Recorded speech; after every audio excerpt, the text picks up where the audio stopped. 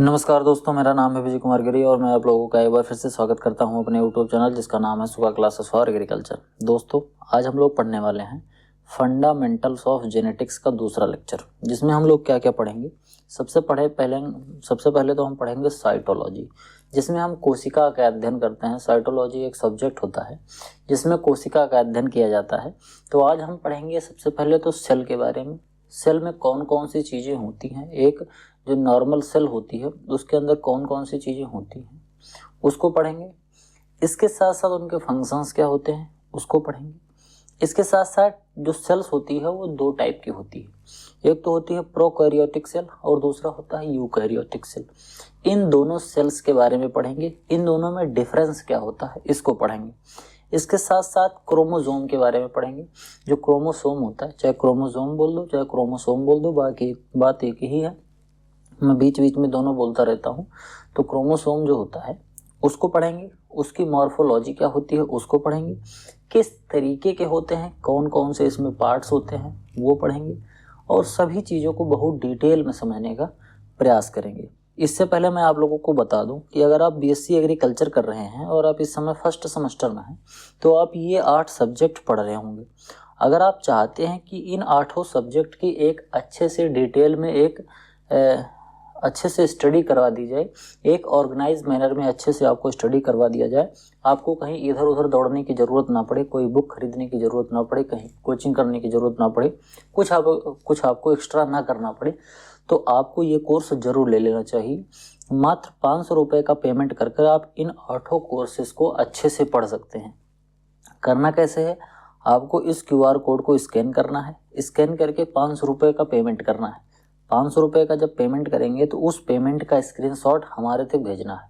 हम तक आप उसको भेजेंगे कैसे, आप टेलीग्राम अगर चलाते होंगे तो टेलीग्राम पे जाइएगा और टेलीग्राम पर सर्च कर दिएगा @विजय कुमार गिरी 945, इस तरीके से सर्च करिएगा। यहाँ पर स्पेलिंग देख लीजिए, जिस तरीके से उसी तरीके से एग्जैक्ट लिखिएगा, लिख के सर्च करिएगा तो आपको वहाँ पर एक नंबर दिखेगा, एक कॉन्टैक्ट दिखेगा, आप उस पर क्लिक करिएगा और स्क्रीनशॉट जो है वो हम तक भेज दीजिएगा। इसके साथ साथ अपना एक मोबाइल नंबर भेज दीजिएगा जिस मोबाइल नंबर से आप टेलीग्राम चलाते हैं। मैं आपको जो सिलेबस है, जो पूरा कोर्स है वो प्रोवाइड करवा दूंगा। चलिए आगे बढ़ते हैं, लेक्चर पर वापस आते हैं, पढ़ते हैं साइटोलॉजी। जो सेल होता है, the cell is the functional structural and the cell is the fundamental structural and functional unit of all living organism। इस धरती पे जितने भी लिविंग ऑर्गेनिज्म हैं जिनके अंदर जीवन की संकल्पना है, जिनके अंदर जीवन पाया जा रहा है, उन सब के अंदर जो सबसे बेसिक स्ट्रक्चरल जो यूनिट होती है वो होती है सेल। ठीक, इसी सेल की स्टडी को हम क्या बोलते हैं, साइटोलॉजी बोलते हैं। और इसी से रिलेटेड एक शब्द और है जिसको हम बोलते हैं साइटोजेनेसिस।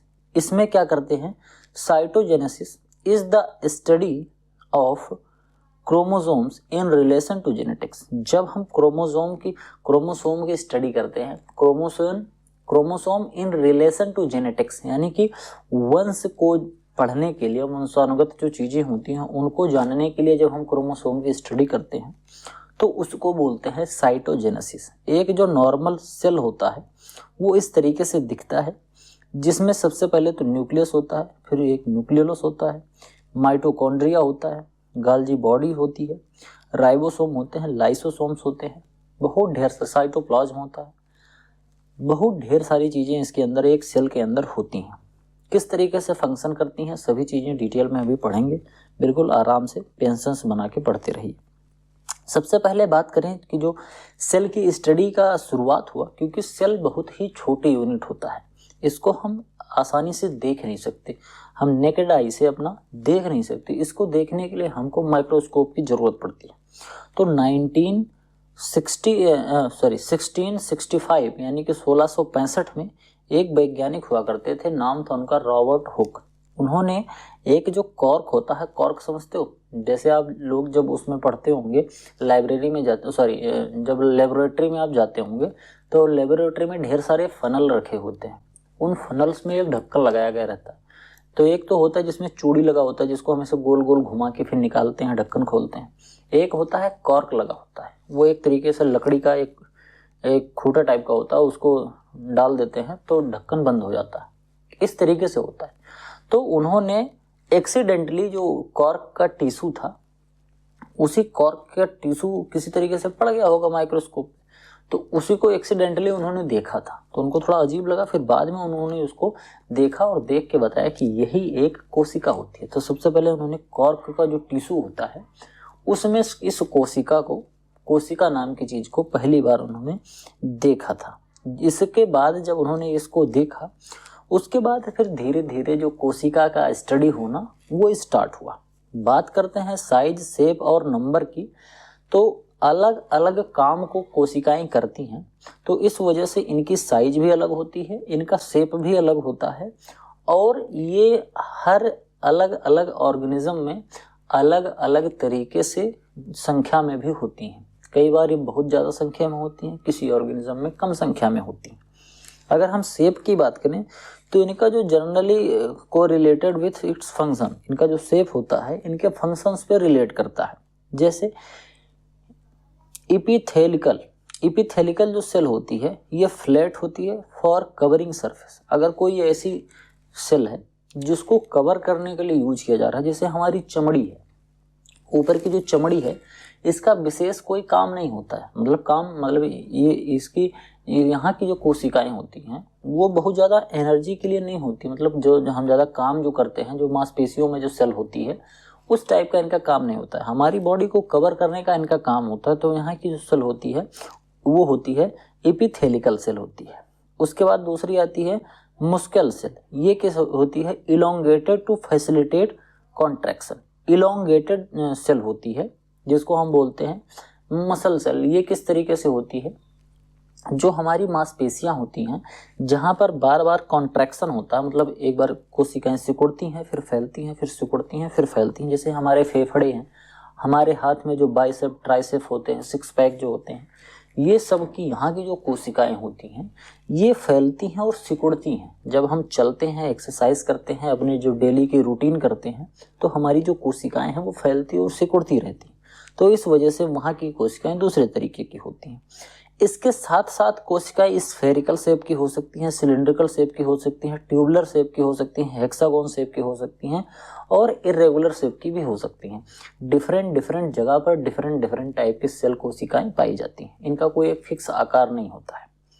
बात करते हैं इनकी साइज की, तो कोशिका का साइज भी जैसे मैंने बताया कि काम के हिसाब से इनका आकार होता है, उसी तरीके से इनके काम के हिसाब से इनकी साइज भी होती है। जैसे सेल की जो रेंज होती है वो 0.2 से लेके 0.2 माइक्रोन से लेकर 0.5 माइक्रोन के आसपास बैक्टीरिया में पाई जाती हैं। वहीं अगर हम बात करें ऑस्ट्रिच जो होता है शुतुर, जिसको हम शुतुरमुर्ग कहते हैं, तो शुतुरमुर्ग का जो अंडा होता है लगभग 75 मिलीमीटर का, वहाँ पर इसकी जो वो होती है, क्या कहते हैं, इसकी जो साइज होती है वो होता है। अब आप अगर अंदाज लगाओ तो आप यहाँ पर देख रहे होगे 0.2 माइक्रोन का होता है। 0.2 माइक्रोन से लेके 75 मिलीमीटर तक होता है। समझ पा रहे हो?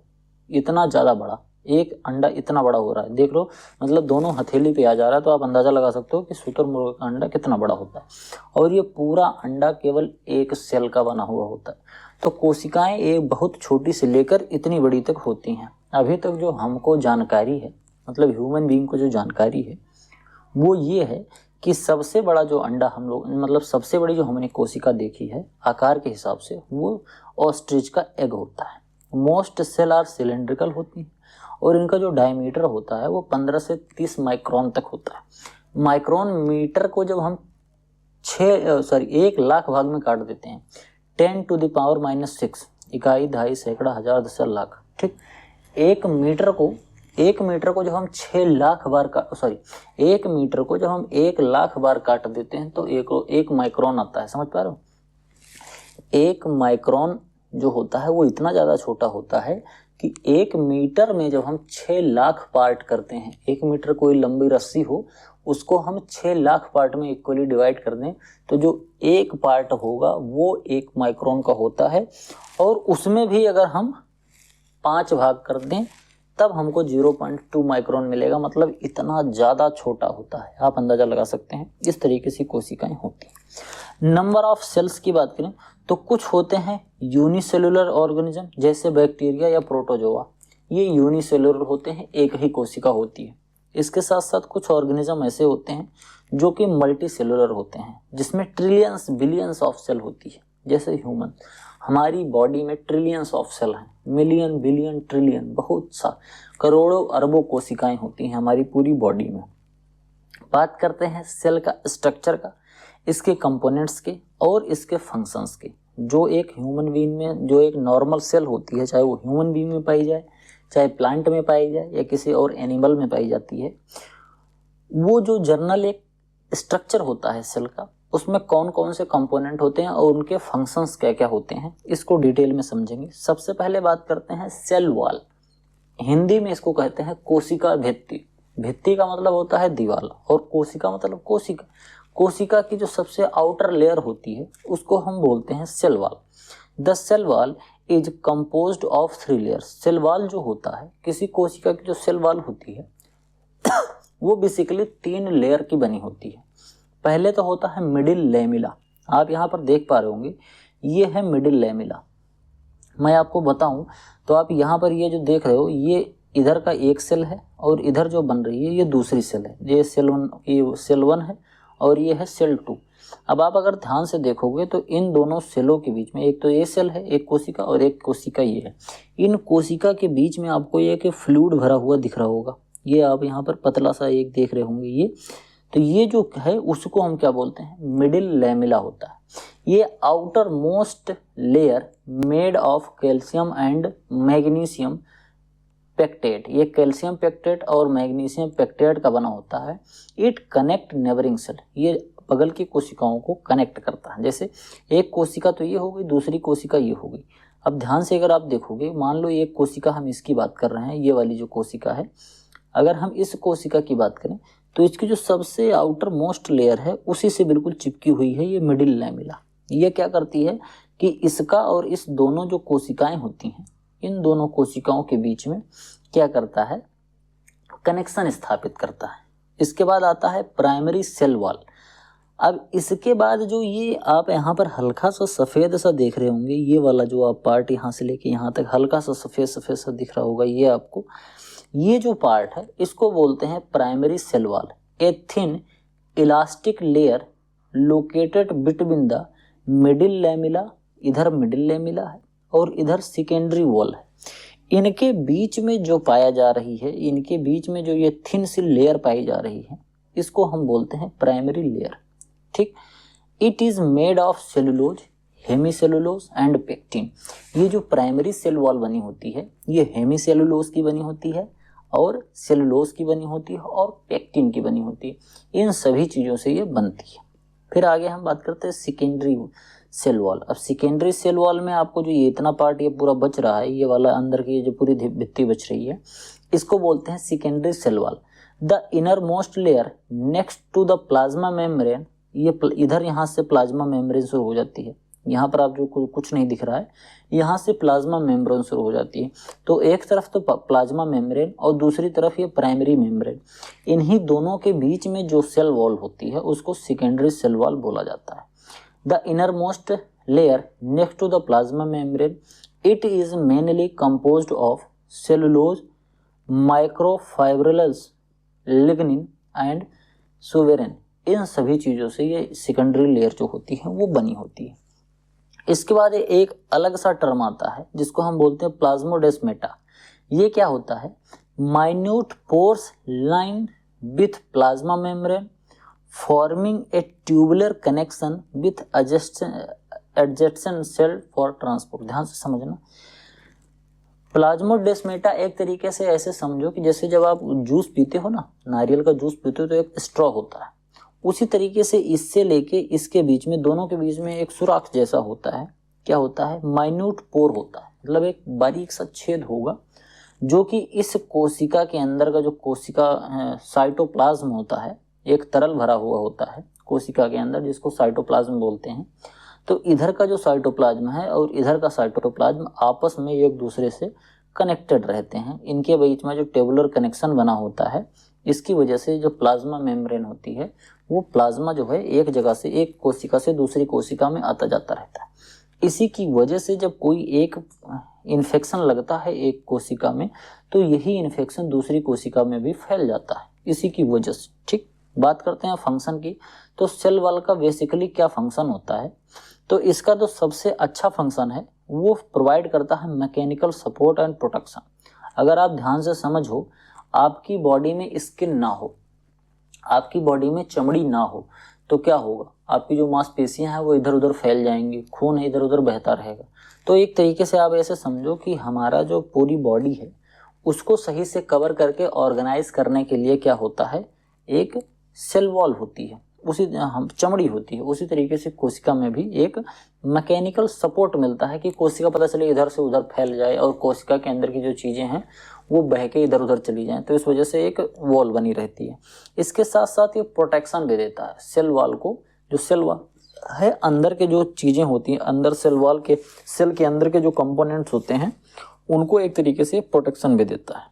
बात करते हैं allow pressure potential to develop preventing और बस्टिंग।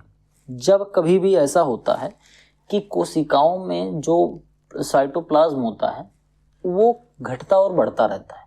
कई बार साइटोप्लाज्म की क्वांटिटी बढ़ जाती है और कई बार साइटोप्लाज्म की क्वांटिटी घट जाती है। तो जब साइटोप्लाज्म की क्वांटिटी बढ़ रही होती है तो उस कंडीशन में कोशिका फट ना जाए, इसलिए जो सेल वॉल होता है ये उससे भी बचाता है, बस्टिंग नहीं होती है। और प्रेशर पोटेंशियल डेवलप करने में भी ये काफ़ी ज़्यादा मदद करता है।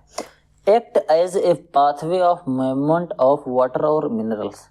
अब जैसे मान लो कि कोई पौधा है या कोई ह्यूमन बीइंग है, जब पौधा जड़ से न्यूट्रिएंट को एब्जॉर्ब करता है तो वो एब्जॉर्ब करके जो न्यूट्रिएंट ऊपर चढ़ रहा होता है वो कोशिका के अंदर थोड़े घुस के जाएगा। जैसे मान लो नाइट्रोजन जड़ से एब्जॉर्ब हुआ, अब वो जड़ से पत्तियों तक पहुंच रहा है, तो जाइलम फ्लोएम से पहुंच रहा है। जाइलम फ्लोएम जो है ये भी एक तरीके के जो ऊतक होते हैं, टिश्यू होते हैं, ये भी कोशिकाओं से ही बने होते हैं, क्योंकि फंडामेंटल फंक्शनल यूनिट है कोशिका, तो सभी चीजें कोशिकाओं की ही बनी है। अब जब न्यूट्रिएंट जाएगा तो कोशिका के अंदर थोड़ी घुस जाएगी कि माइटोकॉन्ड्रिया गाल्जी बॉडी से होते हुए ऐसे जाएगा, ऐसे तो जाएगा नहीं। जाएगा कहाँ से? दो कोशिकाओं के बीच में से जाता है। तो कोशिकाओं के बीच में से जाने की वजह से एक पाथवे इनको मिल जाता है वाटर और मिनरल के ट्रांसपोर्टेशन का। इसके साथ साथ specialised modification like lignification support specific function. Lignification और स्पेसिफिक फंक्शन इसके जो होते हैं उनको भी सपोर्ट करने का काम होता है सेल वॉल का। इसके बाद हम बात करते हैं प्लाज्मा मेम्ब्रेन की। The plasma membrane enclose the cell and is compressed of a lipid bilayer sandwich between protein layer. Its structure is best described by the fluid mosaic model. Fluid mosaic model से आप plasma membrane को अच्छे से समझ सकते हो।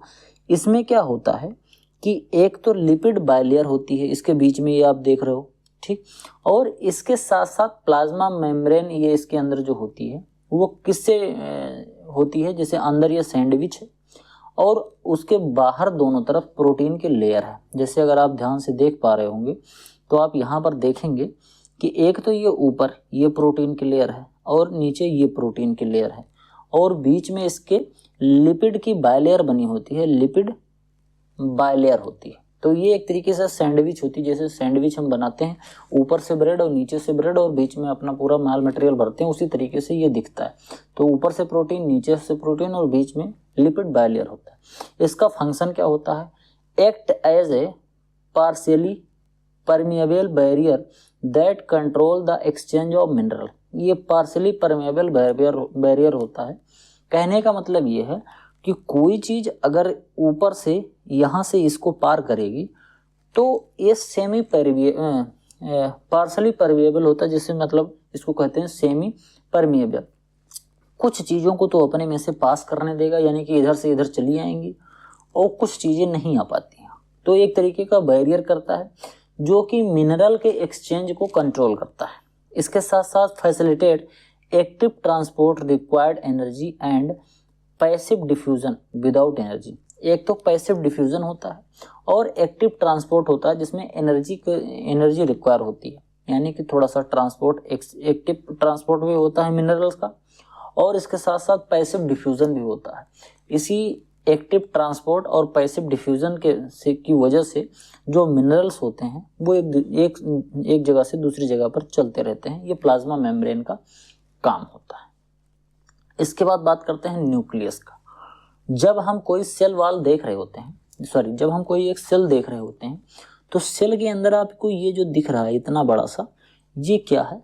ये आपको ये जो दिख रहा है ये है न्यूक्लियस। क्या है? न्यूक्लियस, जिसको केंद्रक बोलते हैं, कोशिका का केंद्रक होता है। इसमें क्या होता है? The nucleus is the largest organelles that content genetic material it consist of. अब किसी भी ह्यूमन बीइंग में जो जेनेटिक मटेरियल होता है, जो कि एक संतति से दूसरी संतति में जाता है, कहने का मतलब पेरेंट से उसकी ऑफ स्प्रिंग में जाता है, बाप से बच्चे में, बच्चे से पोते में, पोते से परपोते में जाता है, तो वो जो जेनेटिक मटेरियल होता है वो टोटल जेनेटिक मटेरियल सेल की कहाँ पर होता है? सेल के न्यूक्लियस में होता है। और न्यूक्लियस में भी कहाँ पर? क्रोमेटिन टावर होता है, क्रोमेटिन जाल होता है, उसमें होता है। और क्रोमेटिन जाल में, उसी क्रोमेटिन जाल माइटोसिस जब होती है, मियोसिस की प्रक्रिया, माइटोसिस की प्रक्रिया होती है, तो उसमें वो क्रोमेटिन जाल क्रोमोसोम बन जाता है। फिर उसी क्रोमोसोम पर जीन होते हैं, उसी जीन में डीएनए होता है, वही डीएनए होता है जेनेटिक मटेरियल। ठीक, तो अल्टीमेटली जितने भी जेनेटिक मटेरियल होते हैं वो कहाँ होते हैं? कोशिका के न्यूक्लियस में होते हैं। अब बात करते हैं न्यूक्लियस एनवलप। ये जो होता है पूरा न्यूक्लियस एक डबल मेम्ब्रेन की लेयर होती है with pores that regulate material exchange. इसमें जो न्यूक्लियस होता है इसके अंदर डबल मेम्ब्रेन होती है। अब डबल मेम्ब्रेन का मतलब एक और एक, ये दो, ये डबल मेम्ब्रेन हो गया। इस तरीके से एक ये बन गया और एक बाहर से ये बन गया। इस तरीके से डबल मेम्ब्रेन है और अंदर ये अपना पूरा न्यूक्लियस होता है। इसमें क्या क्या होता है? सबसे पहला तो होता है क्रोमेटिन। ये a complex of DNA and protein. DNA का और प्रोटीन का एक कॉम्प्लेक्स स्ट्रक्चर होता है जो कि विजिबल होता है जब ये डेंस होता है। जैसे मान लो एक धागा है, जब वो धागा पतला सा है तो आप देख नहीं पा रहे हो, लेकिन एक समय ऐसा आए जब धागे की लंबाई कम होके उसकी मोटाई बढ़ जाए। ऐसे समझो कि धागा सिकुड़े। जैसे मान लो आप एक रबड़ ले लो, उस रबड़ को जो आप फैलाओगे, इलास्टिक रबड़ ले लो, उसको जब आप फैलाओगे तो आप देखोगे कि रबड़ जैसे फैलता जा रहा है, जो रबर बैंड होती है जो मिठाई के डिब्बे पे लगी होती है, जब आप उसको ध्यान से देखना, जब आप उसको फैलाओगे तो धीरे धीरे पतला होता जाएगा, और जब आप उसको दबाओगे, मतलब कंडेंस करोगे, सोचोगे सिकुड़ दें, तो वो थोड़ा सा मोटा होने लगता है। तो जब ये क्रोमेटिन जो होता है ये जब सिकुड़ता है तब ये दिखने लगता है, और नहीं तो फिर जब ये पतला रहता है तो ये दिखता नहीं। इसके बाद न्यूक्लियस के अंदर एक और चीज होता है जिसको हम बोलते हैं न्यूक्लियोलस, जिसको हम केंद्रिका कहते हैं। न्यूक्लियस को हम केंद्रक बोलते हैं और न्यूक्लियोलस को क्या बोलते हैं? केंद्रिका बोलते हैं। ये काफी ज्यादा डेंस होता है, मतलब बहुत सघन होता है। इस spherical body is rich in RNA and protein. इसमें आरएनए और प्रोटीन पाया जाता है। न्यूक्लियस के अंदर डीएनए पाया जा रहा है और न्यूक्लियोलस के अंदर क्या पाया जा रहा है? आरएनए और प्रोटीन पाया जा रहा है। और ये जब कोशिका का डिवीजन होता है, यानी सेल डिवीजन होता है, तो सेल डिवीजन का एक फेज होता है इंटरफेज। जब आगे मैं अभी आपको पढ़ाऊंगा अगले लेक्चर में, सेल डिवीजन दो तरीके से होता है, तो उसमें बताऊंगा एक फेज आता है इंटरफेज। तो केवल और केवल इसी इंटरफेज में ये न्यूक्लियोलस विजिबल होता है। ठीक, इसके साथ साथ इसमें न्यूक्लियोप्लाज्म भरा होता है। न्यूक्लियोप्लाज्म एक तरीके से लिपिड हुआ था, मतलब एक तरीके से तरल होता है जो ये भरा होता है, एक तरीके का फ्लूइड होता है। The fluid portion of nucleus surrounding the chromatin and nucleolus. Nucleus के अंदर क्रोमेटिन और न्यूक्लियोलस ये दो चीजें होती हैं। अब ये दो चीजें जो होती हैं, ये न्यूक्लियोप्लाज्म एक तरीके का फ्लूइड होता है न्यूक्लियस के अंदर, उसमें भरा होता है। अब ध्यान से समझो, जैसे मान लो एक न्यूक्लियस है, न्यूक्लियस एक मान लो क्या है? बलून है, एक गुब्बारा है। उसी गुब्बारे में आप दो चीज डाल दो, एक धागा डाल दो जो कि आपको क्रोमेटिन बन जाएगा, और उसी में एक छोटा सा और एक गुब्बारा उसी में फुला के डाल दो। ठीक, तो जो आपने छोटा सा गुब्बारा फुला के डाल दिया है वो क्या हो गया? आपका न्यूक्लियोलस हो गया। और जो आपने धागा डाल दिया है वो क्या हो गया? क्रोमेटिन हो गया। और उसके अंदर फिर आप हवा भर दो, बड़ा वाला जो गुब्बारा है उसमें आप हवा भर दो।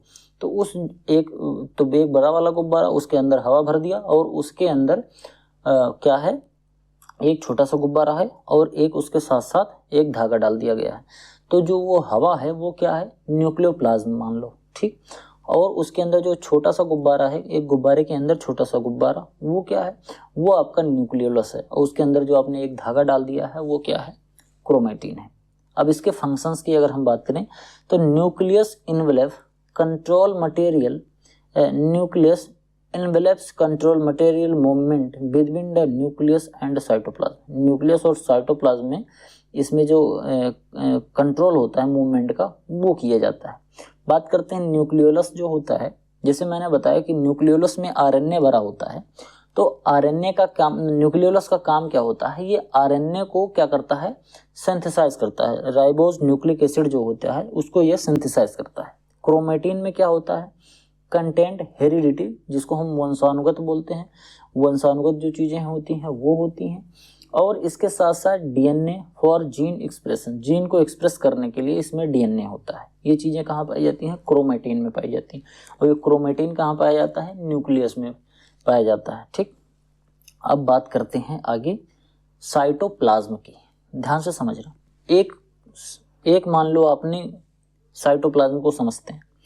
साइटोप्लाज्म एक ऐसा तरीके का फ्लूइड होता है, एक ऐसा तरल होता है जिसके अंदर कोशिका के और जितने भी मेम्ब्रेन है, चाहे गाल्जी बॉडी हो, लाइसोसोम हो, और चाहे फिर न्यूक्लियस हो या फिर माइटोकॉन्ड्रिया हो, ये सभी चीजें उसी फ्लूइड में तैरती रहती हैं। ऐसे समझो, जैसे मान लो कि आपने एक बलून ले लिया, उस बलून को आप मान लो एक सेल है, ध्यान से समझना।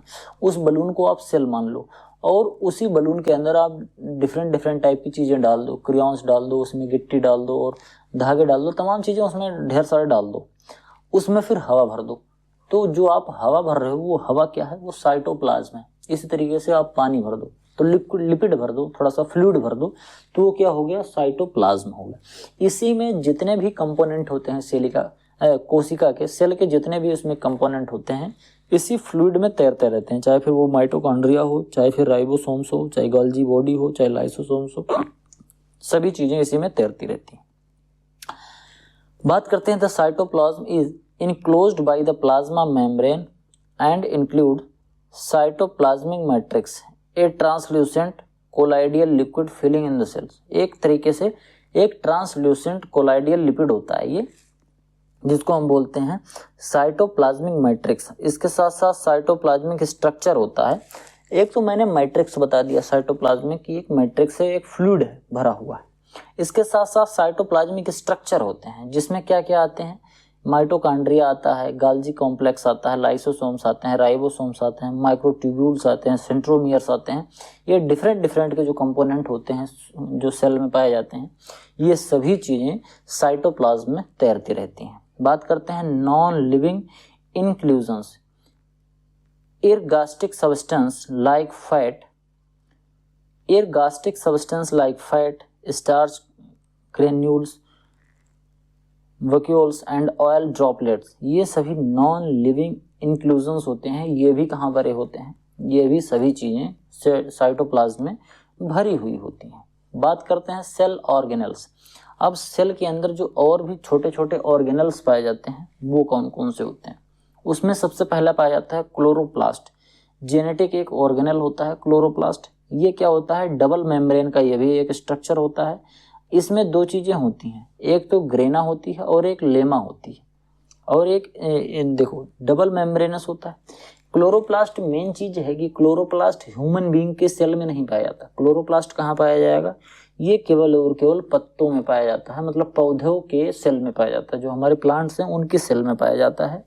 और ये डबल मेम्ब्रेनस होती हैं, यानी कि ये द्विभित्ति होती है। इस तरीके से जैसे आप यहाँ देख पा रहे हो, ये अपर मेम्ब्रेन है, आउटर मेम्ब्रेन, और इधर वाली जो नीचे की है वो इनर मेम्ब्रेन।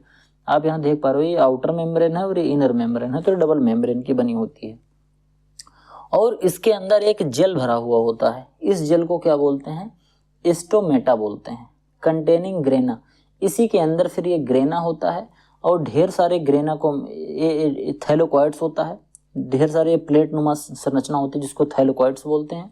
और इन्हीं ढेर सारे थैलेकॉइड्स को मिलाकर फिर ग्रेना बना होता है, और इसी ग्रेना में फिर अपना लेमा भी होता है। ग्रेना क्या होता है? Site of light reaction during photosynthesis. जब फोटोसिंथेसिस होती है तो फोटोसिंथेसिस कहाँ होती है?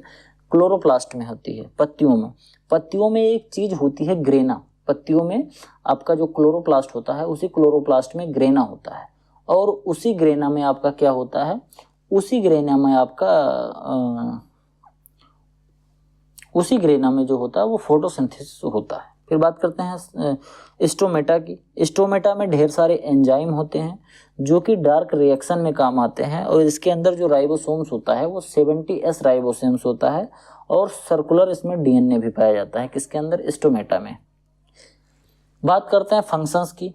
तो जो साइटोप्लाज्म होता है इसमें फोटोसिंथेसिस होती है, और इसके साथ साथ जब फोटोसिंथेसिस होती है तो स्टार्च बनता है। जैसे मैंने बताया फोटोसिंथेसिस में स्टार्च बनता है, तो स्टार्च भी इसमें क्या होता है? कैरी आउट साइटोप्लाज्मिक इनहेरिटेंस और स्टार्च। ध्यान से समझना।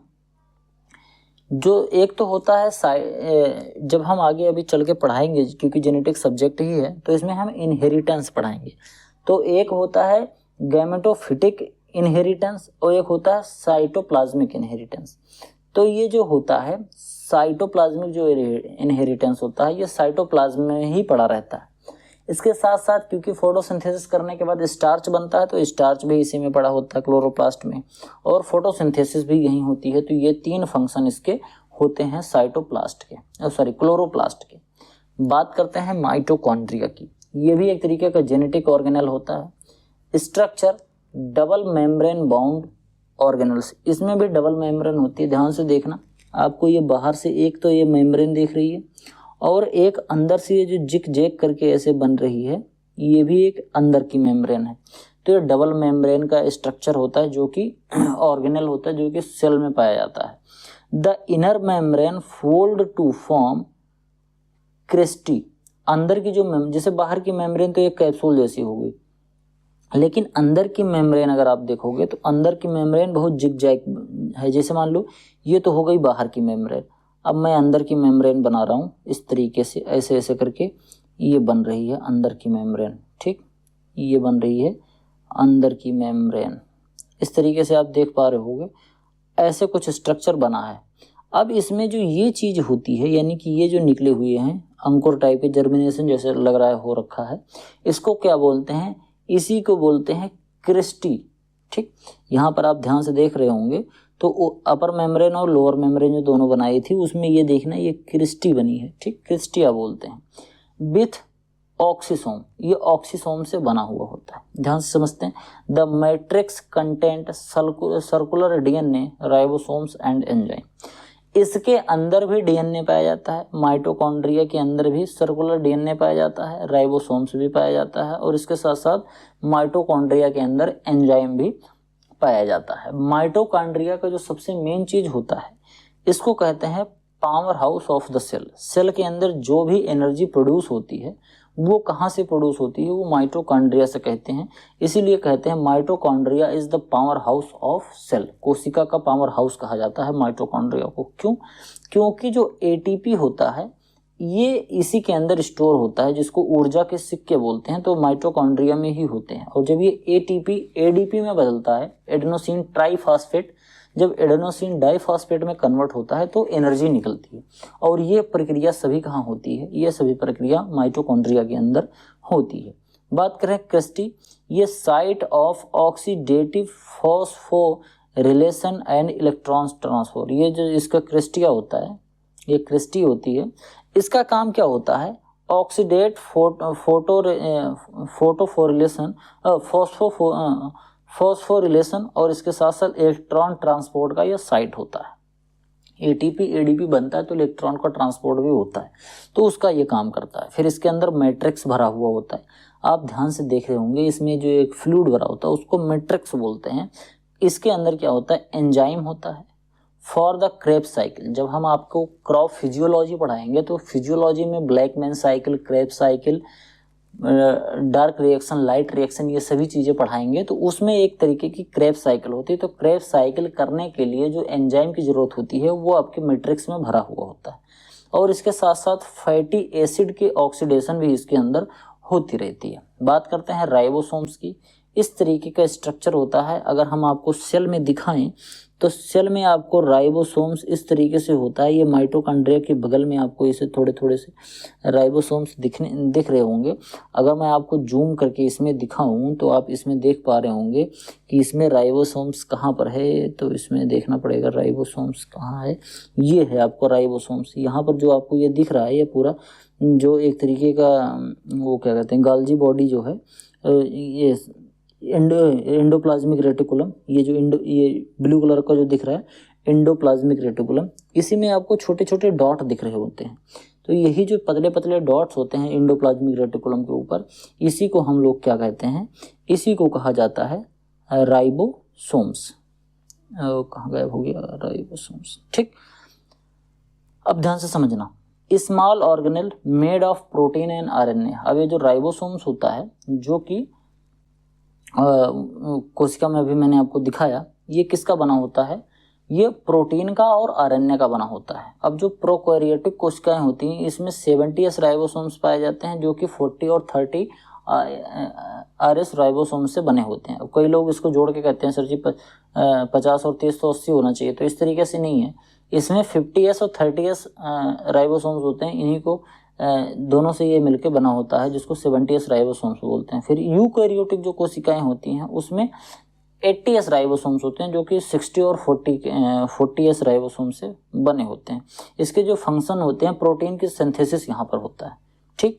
जितने भी प्रोटीन की सिंथेसिस होती है वो कहाँ होती है, राइबोसोम्स में होती है। और ये राइबोसोम्स होते कहाँ हैं, ये राइबोसोम्स जो आपके हैं ये सभी होते हैं एंडोप्लाज्मिक रेटिकुलम में होते हैं। ये जो एंडोप्लाज्मिक रेटिकुलम देख रहा है, एंडोप्लाज्मिक रेटिकुलम के ऊपर ये राइबोसोम्स चिपके रहते हैं और इनका काम प्रोटीन का सिंथेसिस करना होता है। बात करते हैं एंडोप्लाज्मिक रेटिकुलम। एंडोप्लाज्मिक रेटिकुलम अभी मैंने ऊपर बताया था, तो इसी के ऊपर देखो, ये ध्यान से देखना, तो ये राइबोसोम्स सब चिपके हुए हैं।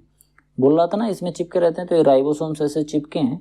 और इसके बाद आप ये देख रहे हो, जैसे मान लो आपका हाथ है, अभी आपको ये ऐसे दिख रहे हैं ना ये चीजें, एक तो राइबोसोम्स चिपका हुआ है और जिस पर चिपका हुआ है उसको बोलते हैं क्रिस्टिना। क्या बोलते हैं उसको, जिस पे चिपका हुआ है उसको बोलते हैं क्रिस्टिना। एंडोप्लाज्मिक रेटिकुलम जिसको ER भी कहते हैं, a network of membrane bound tubular and क्रिस्टिना। इसमें क्रिस्टेई होते हैं, क्रिस्टिना या क्रिस्टिनाई बोलते हैं। तो ये क्या होता है, ये एक तरीके के ट्यूबुलर स्ट्रक्चर होता है जिसको बाउंड ट्यूबुलर स्ट्रक्चर होता है। ये इस तरीके से पाया जाता है। रफ एक तरीके से होता है। इसमें जो एंडोप्लाज्मिक रेटिकुलम होता है वो दो तरीके का होता है। एक तो होता है रफ एंडोप्लाज्मिक रेटिकुलम जिसमें राइबोसोम्स फॉर प्रोटीन सिंथेसिस होता है, और एक स्मूथ एंडोप्लाज्मिक रेटिकुलम होता है जिसमें राइबोसोम्स नहीं पाए जाते हैं और लिपिड का सिंथेसिस होता है। ध्यान से समझना, रफनेस कब आएगी, जब इसमें आपको ये राइबोसोम्स चिपके हुए दिखेंगे तब तो रफनेस आएगी। अगर राइबोसोम्स चिपके नहीं रहेंगे तो क्या होगा, बिल्कुल स्मूथ हो जाएगा, बिल्कुल चिकना सा हो जाएगा, चिकना हो जाएगा, लिपिड हो जाता है। और जब रफनेस आती है तो उसमें प्रोटीन के सिंथेसिस और राइबोसोम्स होते हैं। फंक्शन की बात करें तो सबसे पहला तो सेल को एक मैकेनिकल सपोर्ट देता है, उसके साथ साथ मॉलिक्यूल में सिंथेसिस होती है, और intercellular exchange and nuclear membrane formation, nuclear जो मेम्ब्रेन होती है उसकी फॉर्मेशन भी ये करता है एंडोप्लाज्मिक रेटिकुलम। बात करते हैं गोल्जी अपरेटस जिसको गोल्जी बॉडी भी बोलते हैं। आप अगर ध्यान से देखोगे तो आपको ये दिख रहा होगा गोल्जी बॉडी। मैं आप लोगों को एक सेकंड में दिखाता हूँ। इस कोशिका में, ये आपकी जो कोशिका है इसमें आप देख रहे होंगे तो आपको ये दिख रहा होगा, ये जो ग्रीन कलर का दिख रहा है यही होता है गोल्जी बॉडी, गोल्जी ऑपरेटस यही होता है, ठीक। अब इसमें मैं अगर आपको आऊँ तो ये कहाँ से लगे, ये है तो Golgi apparatus a stack of, इस तरीके से आपको यहाँ पर जो दिख रहा है उसी को हम बोलते हैं गोल्जी बॉडी, जिसको गोल्जी ऑपरेटस भी कहा जाता है। ये जो आपको दिख रहा है ये गोल्जी ऑपरेटस आपको दिख रहा है, ये एंडोप्लाज्मिक रेटिकुलम दिख रहा है। अब ये जो गोल्जी बॉडी होता है जिसको गोल्जी ऑपरेटस भी कहते हैं, ये क्या होता है, stack of flattened membrane bounded cisternae. इसमें इसके अंदर भी बाउंडेड सिस्टीन पाई जाती है। फंक्शन इसका क्या होता है, package and modified protein, modifies protein, protein को ये मॉडिफाई करता है और पैकेज करता है। Cell plate during cyto cytokinesis, जब सेल प्लेट बनती है साइटोकाइनेसिस की प्रक्रिया जब होती है, जैसे सेल डिवीजन में सबसे पहले साइटोकाइनेसिस होती है, तो उसमें सेल प्लेट को ये बनाता है साइटोकाइनेसिस के समय पर, गाल्जी अपरेटस। इसके बाद इसमें लाइसोसोम्स होता है।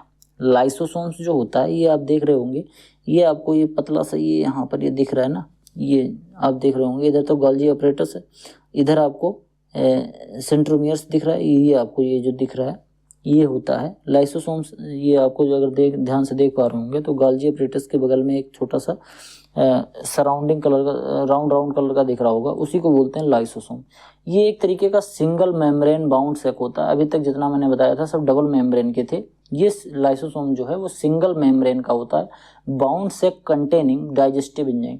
इसके अंदर क्या होता है, लाइसोसोम के अंदर डाइजेस्टिव एंजाइम भी होता है। इसका जो फंक्शन होता है intercellular digestion of food and foreign bodies. Foreign जो बाहर की जो फॉरेन बॉडीज आती हैं, जैसे मान लो एक सेल के अंदर कोई वायरस आ गया या कोई बैक्टीरिया ने आक्रमण कर दिया, तो ये क्या करेगा, ये उसको क्या कर देगा, खा लेगा। और फूड डाइजेशन जब होता है तो इसको भी ये इंटरसेलुलर डाइजेशन करता है, मतलब सॉरी फूड डाइजेशन नहीं, इंटरसेलुलर सेल के अंदर का डाइजेशन भी ये करता है। और इसको आत्महत्या की थैली भी बोलते हैं। क्यों? क्योंकि अगर इसको कुछ नहीं मिलता है तो ये लाइसोसोम कोशिकाओं को खाने लगता है, मतलब ये खुद के लाइसोसोम्स को खाने लगता है, तो इसीलिए ये कहलाता है आत्महत्या की थैली भी इसे कहते हैं लाइसोसोम्स को। ये ऑटोलाइसिस होता है, एंडोलाइसिस और एक्सोलाइसिस, 3 तरीके की चीजें ये करता है। बात करते हैं सेल थ्योरी की। सेल थ्योरी में 3 प्रिंसिपल्स होते हैं। सेल थ्योरी को प्रपोज किया था उन्होंने किया था मैथियास स्केल्डन और थियोडर स्वान। ठीक, तो स्लीडेन और स्वान जिसको कहा जाता है, स्लीडेन और स्वान ने 1839 में सेल थ्योरी दी थी। ठीक, कोशिका सिद्धांत जिसको कहते हैं स्लीडेन और स्वान ने दिया था 1839 में, आप लोगों ने इंटर में पढ़ा होगा। इसके प्रिंसिपल की बात करें तो 2 प्रिंसिपल बहुत इंपॉर्टेंट है सेल थ्योरी में। वो कौन कौन से हैं? All plant and animal are made of cell. जितने भी प्लांट हैं और जितने भी एनिमल हैं ये सभी किससे बने होते हैं? ये सभी सेल से बने होते हैं। और all cell arise from pre existing cell, और जितने भी सेल हैं ये सभी सेल प्री एग्जिस्टिंग सेल से आती हैं। कहने का मतलब क्या है, अगर कोई एक सेल है तो वो कहाँ से आई है? पहले से उपस्थित सेल से आई है। अब आप ऐसे समझो कि अगर कोई एक सेल पहले सेल से आई है तो सबसे पहली सेल कैसे आई, ये आज तक कोई नहीं बता पाया। सबसे पहली सेल कहाँ से आई? जैसे मान लो कि एक ह्यूमन बीइंग बनता है, जायगोट का फॉर्मेशन होता है, तो मेल और फीमेल जो सेल होती है, यानी कि मेल का स्पर्म और फीमेल का जो एग होता है उसमें फ्यूजन होता है, तो वो भी दोनों सेल ही रहती हैं। फिर उन दोनों सेल से जायगोट बनता है, फिर वो सेल डिवीजन होता है, फिर धीरे धीरे भ्रूण बनता है, फिर बड़ा होके एक शिशु बन जाता है। लेकिन स्टार्टिंग में सेल उसको कहाँ से मिल रही होती है? माता और पिता से आ रही होती है, माता के सेल और पिता के सेल रहती है। लेकिन सबसे पहले सेल कहाँ से आया ये कोई अभी जान नहीं पाया। तो 2 चीजें होती हैं कि एनिमल अगर कोई है या कोई प्लांट है तो ये किससे बने होते हैं? सेल से बने होते हैं। और जो सेल बनी होती है वो किससे बनी होती है? ये पहले से उपस्थित एक सेल से बनी होती है, मतलब सेल से सेल बनती है। बात करते हैं डिफरेंस की, प्रोकैरियोटिक और यूकैरियोटिक सेल। प्रोकैरियोटिक सेल ऐसे समझो कि ये एक तरीके की प्राइमरी टाइप की सेल होती है, बहुत ही लिमिटेड चीजें इसमें होती हैं, इसका स्ट्रक्चर बहुत ज़्यादा सिंपल टाइप का होता है। और जबकि यूकैरियोटिक जो होता है इसका जो स्ट्रक्चर होता है काफ़ी ज़्यादा कॉम्प्लिकेटेड होता है। जो बड़े बड़े जीव हैं, जैसे कोई जो जैसे पेड़ है, जैसे आदमी है, गेंडा है, वेल है, तो जो बड़े बड़े जीव हैं इसमें अधिकतर जो है वो यूकैरियोटिक सेल पाया जाता है।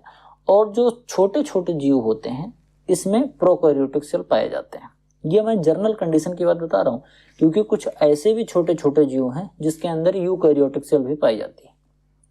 बात करते हैं सेल साइज की, तो प्रोकैरियोटिक जो सेल होती है वो काफ़ी स्मॉल साइज की होती है और ये रॉड और स्पेरिकल शेप की होती है। वहीं अगर हम यूकैरियोटिक सेल की बात करें तो ये लार्ज होती है और मोस्टली स्फेरॉइड शेप की ये पाई जाती है। इसकी साइज की और सेल की ये शेप की तो बात हो गई। सेल डिवीजन की बात करें तो इसमें बाइनरी फ्यूजन होता है। प्रोकैरियोट्स में बाइनरी फ्यूजन होता है। बाइनरी फ्यूजन का कैसे मतलब होता है, जैसे आपने कभी भटूरा बनाते हुए देखा है, तो भटूरा वाला क्या करता है कि पहले एक मैदे की लोई बना लेता है, इतनी बड़ी सी लोई बना लेता है।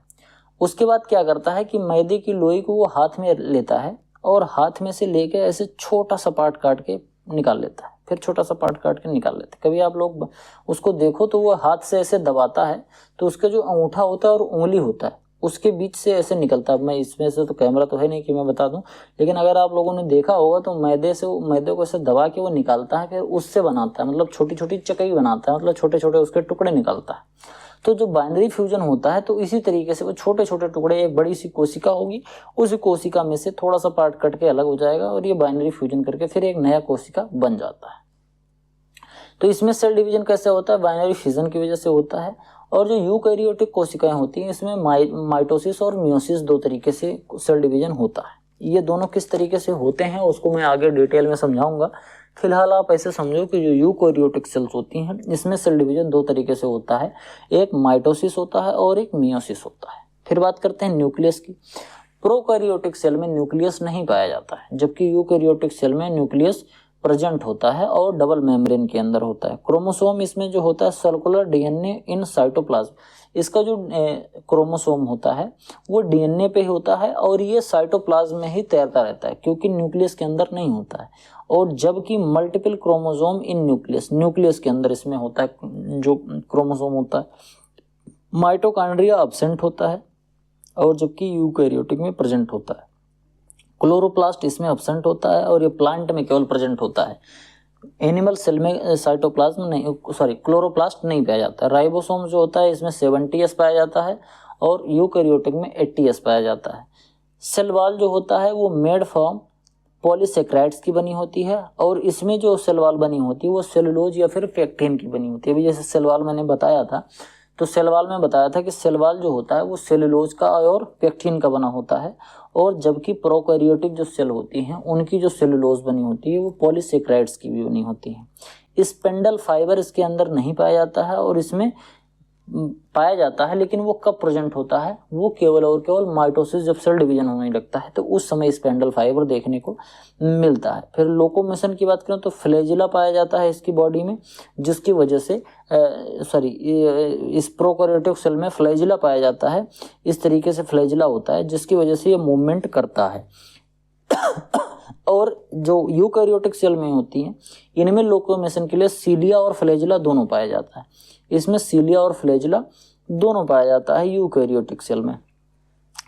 बात करते हैं एक्सोसाइटोसिस या फिर इंडोसाइटोसिस, इसमें एब्सेंट होता है और इसमें प्रेजेंट होता है। एग्जाम्पल की अगर हम बात करें तो प्रोकैरियोटिक में बैक्टीरिया, ब्लू ग्रेन एल्गी, ये दोनों किसमें होते हैं? प्रोकैरियोटिक सेल में पाए जाते हैं।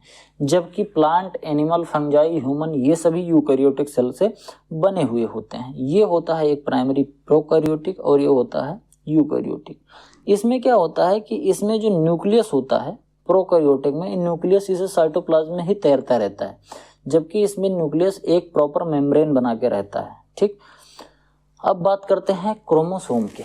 ध्यान से समझना, कोशिका होती है, कोशिका के अंदर केंद्रक होता है, उसी केंद्रक के अंदर क्रोमेटिन टावर होता है। फिर वो क्रोमेटिन टावर कैसा होता है? उसी क्रोमेटिन टावर के ऊपर जीन पाया जाता है। क्रोमेटिन टावर होता है जो कि कंडेंस होके क्या बन जाता है? क्रोमोसोम बन जाता है। उसी क्रोमोसोम के ऊपर जीन होते हैं और उसी जीन में डीएनए होता है और यही डीएनए जेनेटिक मटेरियल का काम करता है। अब हम बात करेंगे इसी क्रोमोसोम के बारे में। ये जब कोशिका के अंदर जो क्रोमेटिन थ्रेड मैंने बोला था, उसी वही क्रोमेटिन थ्रेड है जब सेल डिवीजन होने लगता है तो ये क्रोमेटिन थ्रेड जो है वो पतला होने लगता है। जैसे अभी मैंने बताया था रबर वाला, वो पतला होने मोटा होने लगता है। लंबाई घटने लगती है और चौड़ाई बढ़ने लगती है। लंबाई घटने लगती है और मोटाई बढ़ने लगती है तो हमें दिखने लगता है। फिर बाद में जो क्रोमेटिन टावर है वो टूट जाता है और टूट के इस तरीके से बन जाता है जिसको हम बोलते हैं क्रोमोसोम। ये वही चीज है क्रोमेटिन टावर वाला। Chromosome are thread like structure in cell responsible for storing and transmitting genetic information. जितने भी जेनेटिक इन्फॉर्मेशन होते हैं उनको स्टोर भी यही क्रोमोसोम करता है और ट्रांसमिशन भी यही करता है। मतलब पिता से और उसके पुत्र में जाएगा, उसके पुत्र से उसके पुत्र में जाएगा, जिसको कहते हैं इसको ट्रांसमिशन जेनेटिक इन्फॉर्मेशन। बात करते हैं their morphology, number, organization and critical for understanding cellular process and inheritance. अगर हमको एक कोई इनहेरिटेंस समझना है, इनहेरिटेंस मतलब जो वंशानुगत कुछ चीजें होती हैं उसको अगर हमें समझना है तो उसको जानने के लिए हमको जीन का अध्ययन करना पड़ेगा। और जीन रहता कहाँ है? जीन क्रोमोसोम पर रहता है। तो हमें अल्टीमेटली क्रोमोसोम का अध्ययन अच्छे से करना पड़ेगा कि कितने क्रोमोसोम पाए जाते हैं, किस तरीके से उनका ऑर्गेनाइजेशन होता है, किस तरीके से इनका काम होता है। जब इसका हम पूरा फंक्शन अच्छे से समझ पाएंगे तभी हम इनहेरिटेंस के बारे में जान पाएंगे और जेनेटिकल जो डिसऑर्डर्स होते हैं उनको भी हम अच्छे से जान पाएंगे, जिससे बाद में चल के उनको रेक्टिफाई किया जा सके। बात करते हैं हिस्टोरिकल बैकग्राउंड की क्रोमोसोम को लेकर। तो क्रोमोसोम है Strasburger 1875 first observe thread like structure during cell division. Cell division के समय पर सबसे पहले स्टार्सबर्गर ने थ्रेड लाइक स्ट्रक्चर देखा था 1875 में। फिर वाल्डेयर ने इसको क्रोमोसोम कहा था। शब्द जो वाल्डेयर ने दिया था वो 1888 में वाल्डेयर ने इसको क्रोमोसोम दिया था, जो कि ग्रीक वर्ड होता है क्रोमा, जिसको कहते हैं कलर, और सोमा मतलब बॉडी, एक कलर बॉडी जिसको हम क्रोमोसोम कहते हैं। फिर बात करते हैं cytogenesis. It is the study of chromosome function and structure. जैसे अभी मैंने बोला साइटोलॉजी और साइटोजेनेसिस पहली स्लाइड में मैंने बताया था। तो साइटोजेनेसिस क्या होता है कि क्रोमोसोम के स्ट्रक्चर को और क्रोमोसोम किस तरीके से फंक्शन करता है इसकी जो स्टडी होती है वो साइटोजेनेसिस में होती है। Chromosome made up of DNA are visible under a microscope only during metaphase of cell division. जब सेल के अंदर सेल डिवीजन होता है तो उसमें एक फेज आता है जिसको हम बोलते हैं मेटाफेज। तो मेटाफेज के अंदर ये जो क्रोमोसोम होता है वो विजिबल होता है केवल माइक्रोस्कोप से, नहीं तो ये माइक्रोस्कोप से भी नहीं दिखता, इतना छोटा सा होता है।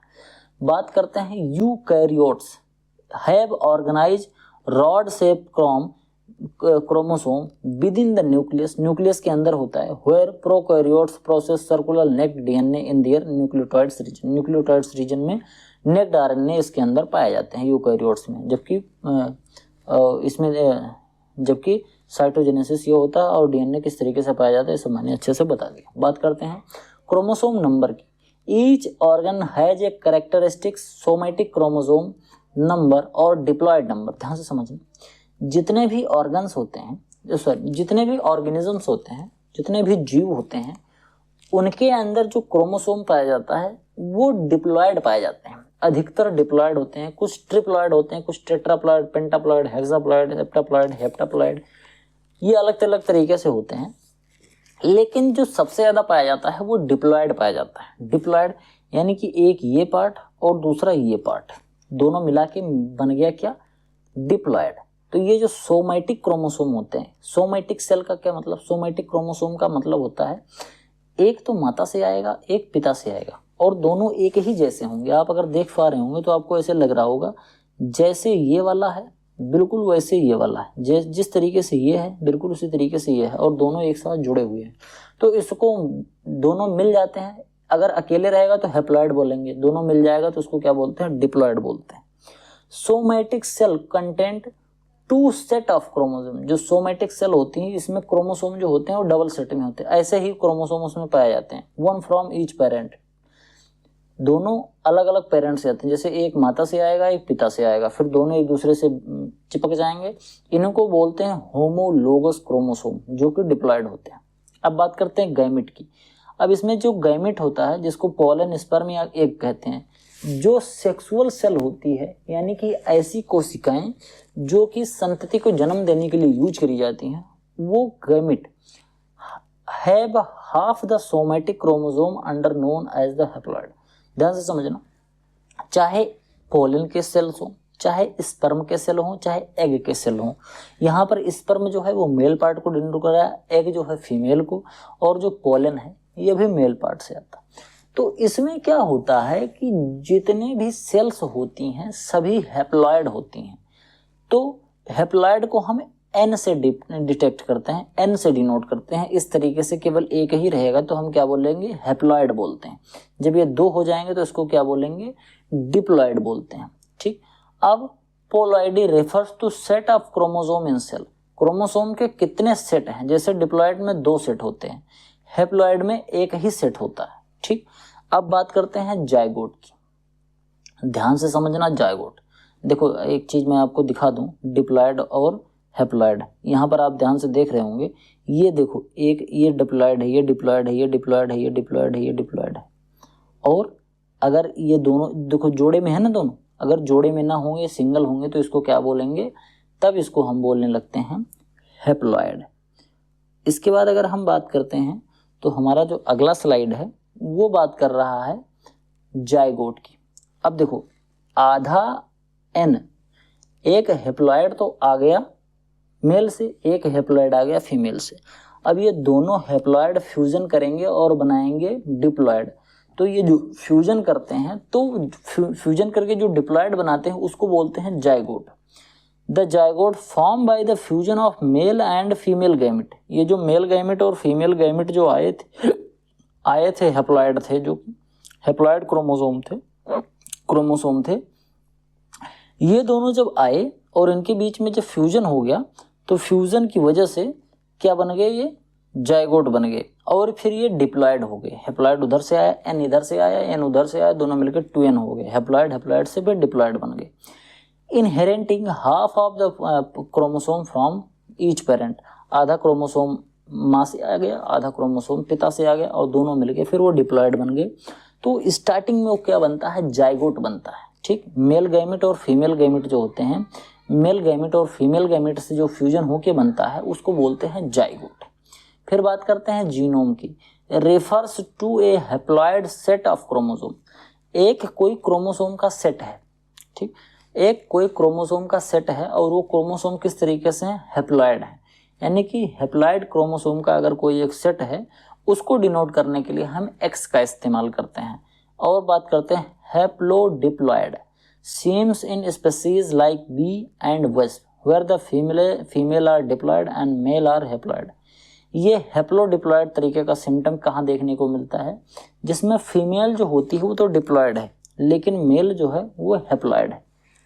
यानी कि मेल में क्या है, एक केवल हैप्लॉयड ही है, और जबकि फीमेल में डिप्लॉयड है, यानी कि इसमें दोनों पाया जा रहा है। अब ध्यान से समझना, इसी वजह से इसको हैप्लोडिप्लॉयड भी बोलते हैं। इसलिए कहा जाता है कि जो नॉन फर्टिलाइज एग होते हैं, जब मैंने आप लोगों को पढ़ाया था एंटमोलॉजी जो कि मैं नीमराज सुंडा की बुक पढ़ा रहा हूँ, यूट्यूब पे मेरी अवेलेबल है, उस पे मैंने पढ़ाया था कि जो अनफर्टिलाइज्ड एग होते हैं मधुमक्खी की, जैसे यहाँ मधुमक्खी की बात हो रही है, तो जो अनफर्टिलाइज्ड एग होते हैं वो क्या बनते हैं, वो क्या बन जाते हैं, मेल बन जाते हैं। ठीक, तो यहाँ पर आप ध्यान से देख लो, क्योंकि इसमें तो अनफर्टिलाइज्ड एग है, यानी कि केवल माँ का ही आया है, माँ के हैप्लॉयड सेल ही आए हैं, पिता वाले तो आए ही नहीं, क्योंकि फर्टिलाइजेशन हो ही नहीं पाया है।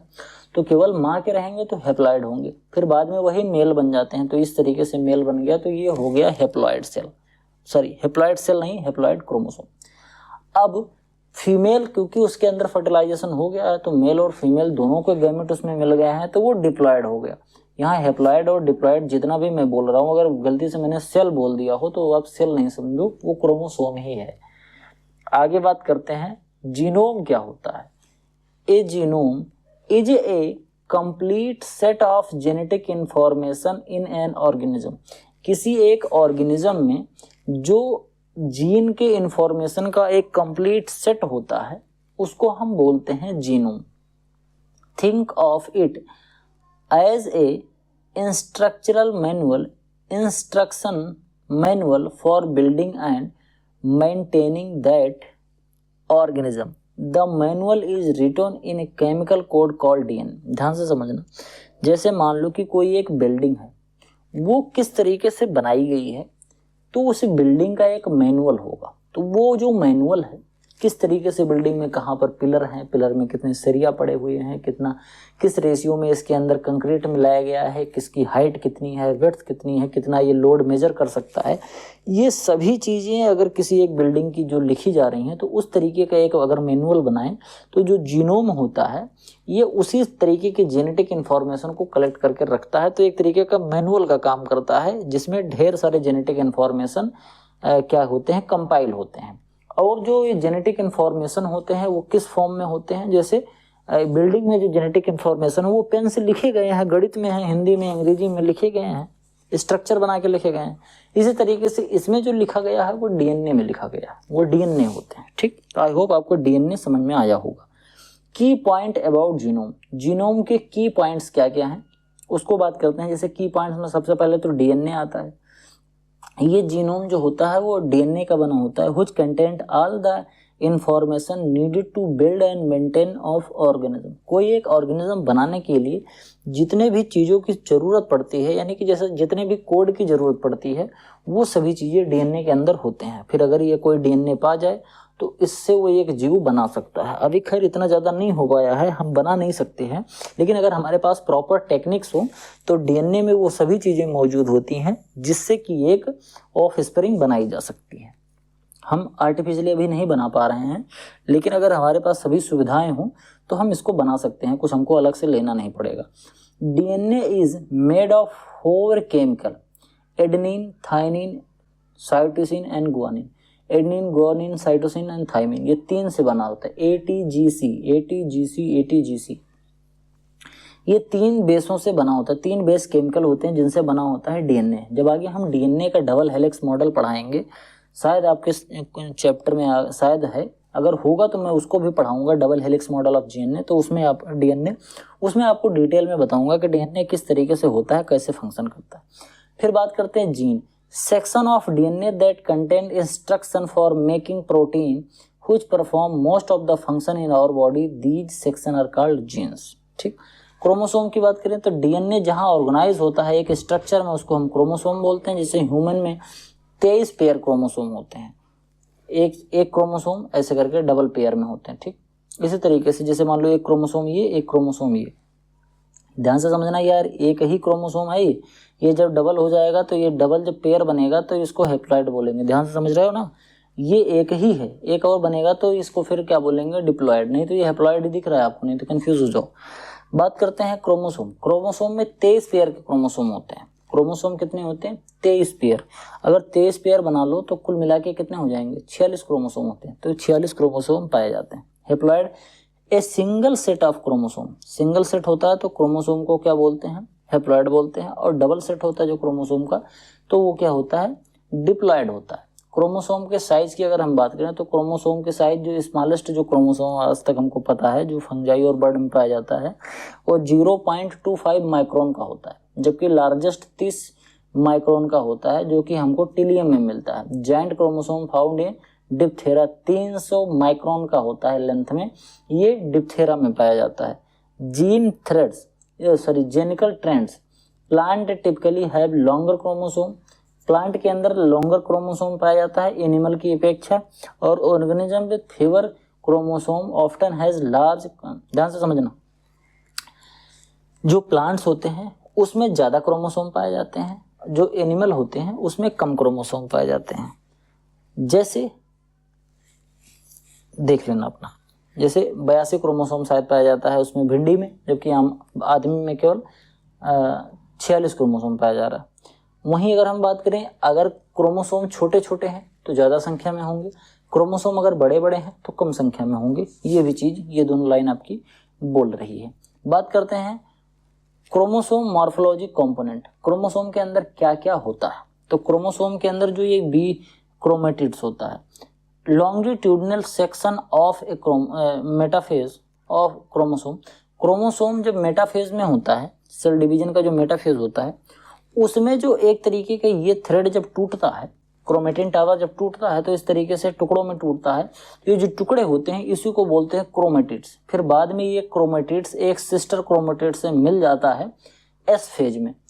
एस फेज में जब ये दोनों मिलता है तो ये जो क्रोमेटिड होता है ये दोनों मिलके सिस्टर क्रोमेटिड बना लेते हैं, जिसको बोलते हैं सिस्टर क्रोमेटिड। तो ये सिस्टर क्रोमेटिड क्या होता है, 2 क्रोमेटिड आपस में मिलके सिस्टर क्रोमेटिड बना लेते हैं, इन्हीं को बोलते हैं। फिर non sister chromatid belong to homologous chromosome. अगर नॉन सिस्टर हैं तो उसको क्या बोलेंगे, होमोलोगस, और सिस्टर क्रोमेटिड हैं तो उसको दोनों एक ही जैसे हैं तो सिस्टर क्रोमेटिड।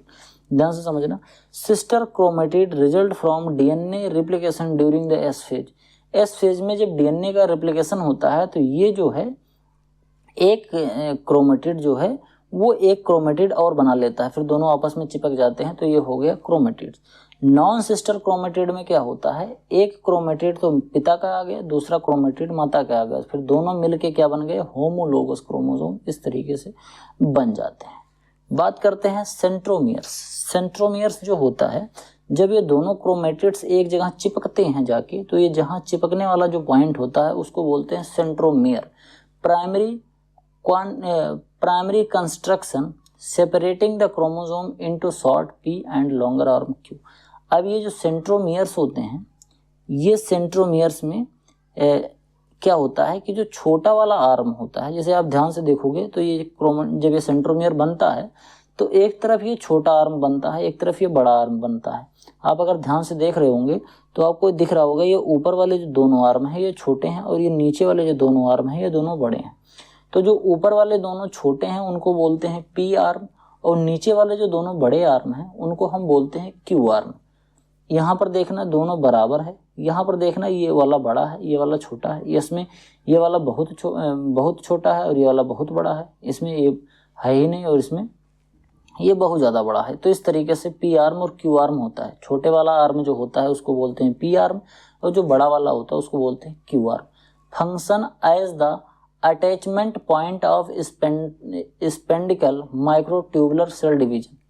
अब इसमें ध्यान से समझना, सेंट्रोमियर की पोजीशन के हिसाब से क्रोमोसोम 3 तरीके से होते हैं। एक तो होता है मेटासेंट्रिक, जिसमें सेंट्रोमियर क्या होता है, बिल्कुल सेंटर में होता है। जैसे आप ध्यान से देखो कि यहाँ पर ये मेटासेंट्रिक है, अगर आप ध्यान से देख पा रहे होगे तो इसमें जो क्रोमोसोम है वो बिल्कुल, जो क्रोमोसोम का जो सेंट्रोमियर है वो बिल्कुल बीच में है, तो इसकी वजह से ऊपर भी वी शेप और नीचे उल्टा वी शेप का जो है वो आर्म बना रहे हैं। तो सब मेटासेंट्रिक में क्या होता है कि थोड़ा एक तरफ को सेंट्रोमियर खिसक जाता है, जिसकी वजह से एक बाह थोड़ी बड़ी हो जाती है और दूसरी छोटी हो जाती है, जिसमें जे या एल शेप का बन जाता है।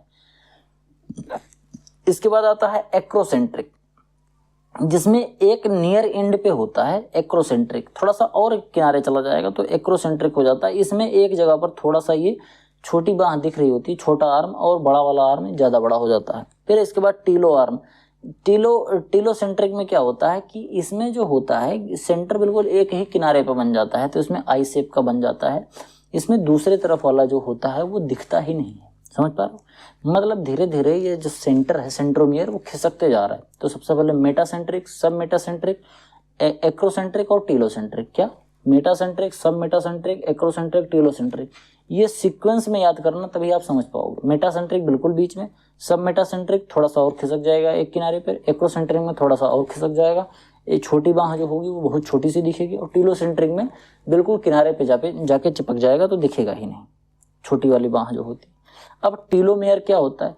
Chromosome and that provide stability and prevent degeneration. Degradation को प्रिवेंट करता है और एक स्टेबिलिटी प्रोवाइड करता है क्रोमोसोम को, उसको बोलते हैं टीलोमेयर। ये नीचे जो लटका हुआ है, ये नीचे जो सबसे टर्मिनल पोर्शन होता है क्रोमोसोम का, उसको बोलते हैं टीलोमेयर।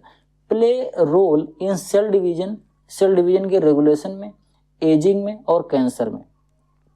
अगर केवल हम इस चीज़ को अच्छे से अभी समझ पाएँ और अच्छे से इसको मॉडिफाई करने की टेक्निक हम समझ ले जाएं, तो जो एजिंग फैक्टर, जैसे कई बार ऐसे न्यूज़ में देखने को मिलता है, कई बार आपने सुना होगा कि एज को कम करने का तरीका निकाल लिया गया है। वो कैसे निकाल लिया गया है?